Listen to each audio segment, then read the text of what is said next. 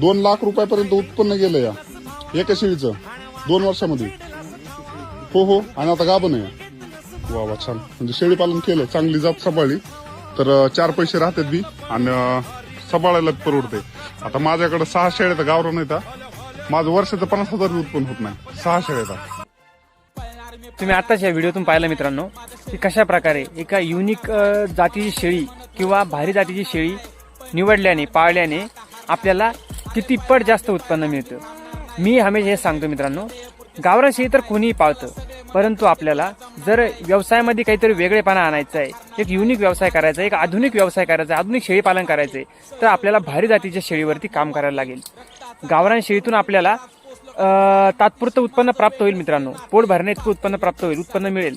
परंतु आपल्याला जर आपले स्वप्न पूर्ण करायचे असेल, आपल्या इच्छा पूर्ण करायच्या असेल, तर आपल्याला भारी जातीची शेळी निवडायला लागेल. जसं बिटल, बोअर, सोजत, शिरोही, त्यानंतर काठेवाडी या प्रकारच्या भारी जातीची शेळी आपल्याला निवडायला लागेल.